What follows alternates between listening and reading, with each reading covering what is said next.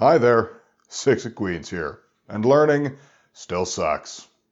This week, I continue my slog through the middle portion of Chapter 5 of Bastien Piano for Adults, reading in G.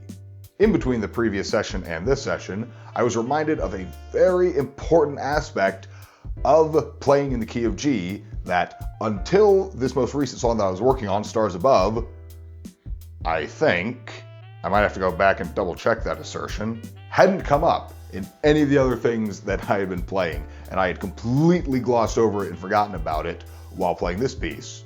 Probably explains why it sounded a little bit weird to me while I was playing it at the end of last week, but as I've stated with some other songs before, since I don't know this one, I don't know how it is supposed to sound.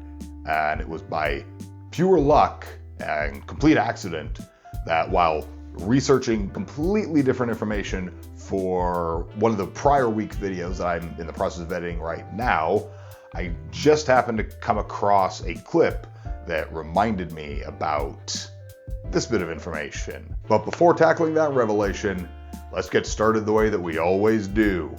That's right, you know the way, with a little bit of nice warm-up. You've grown to love it, haven't you? I have.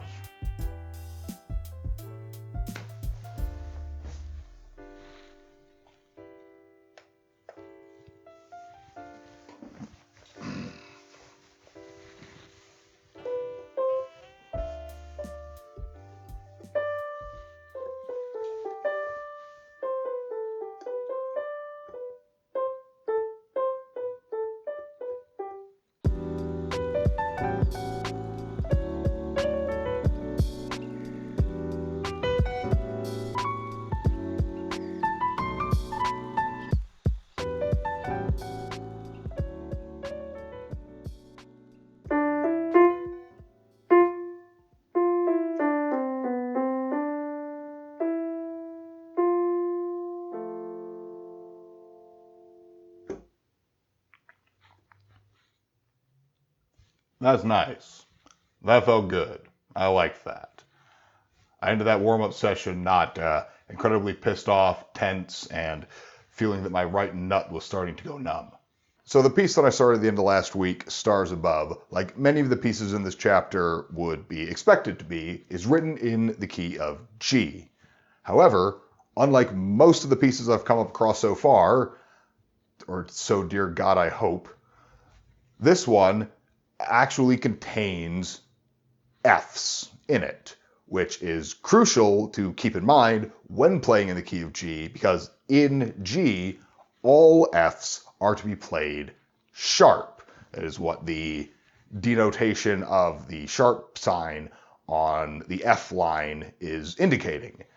Not just that it's played on that particular F line or notes on that line, but all Fs, not only in the treble clef, but also in the bass clef. This is something that is very easy for beginning players, or at least it was very easy for this beginning player, to completely forget about and overlook by the time I got halfway through this chapter and was finally introduced to pieces that have Fs in them. Not only that have Fs in them, but do not have Fs on the line that is demarcated. Should I have noticed that they were Fs? Yes, I should have. I'm the one deciphering out while playing. I should be keeping that kind of stuff in mind. But since it hadn't come up for half of the chapter, I think it would have been really nice for the writers of this booklet to put a little note across the top. They have a little note about something else, fingers crossing over, which they are indicating here with a lot of the finger numbers. For anyone working through independently, like myself, to take note and keep in mind that this is the first piece that they have introduced in G that has Fs. So even though they said in the beginning of the chapter that all Fs are to be played sharp, I haven't come across that for 10 pages. So a quick little something of like, hey, by the way, not to insult your intelligence or anything, granted, your intelligence might need some insulting. We don't know you personally, but if you're like this jack off, then maybe it's not such an insult. This piece has Fs. Remember the thing we told you at the beginning of the chapter, that you have to play the F sharp? Well, this piece has those. So pay attention, keep it in mind, make sure you play them sharp. Didn't say that. Blessedly, I thought to look up a clip of someone playing on YouTube. I don't even remember why, and saw as they were playing that they were bending up, reaching up, and hitting that F sharp, and all of a sudden the piece sounded like it worked. So I'm going to have to keep that in mind as I start reworking through this piece, because I was doing it wrong last time. And there's also a lot of crossing over, and a lot of dynamics, and a lot of pedal work, some of which feels really fucking unnecessary. I don't know why it has it in some parts. Like, I'm just going to hold the note. I'm holding the note anyway, so I'm holding the pedal. So I might not finish this by the end of this session, and I might be working on it for the rest of the week. Yay! Alright. God. Fucking balls going numb. I need to get a fucking cushion for this goddamn seat. Ugh. Better not have to go to a doctor for this shit.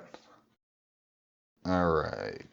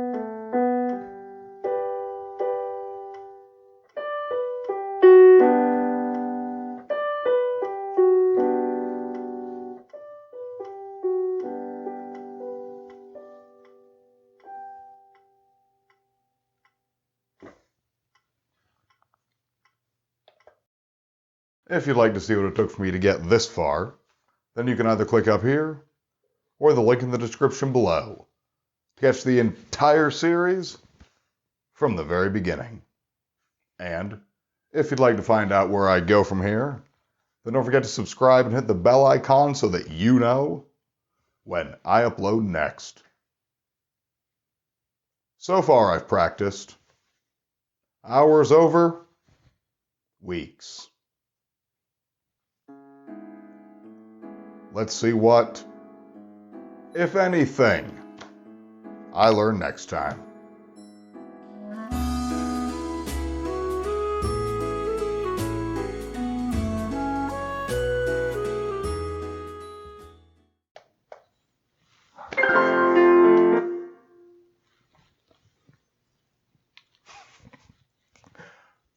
Hit the demo button. Ooh, fuck me.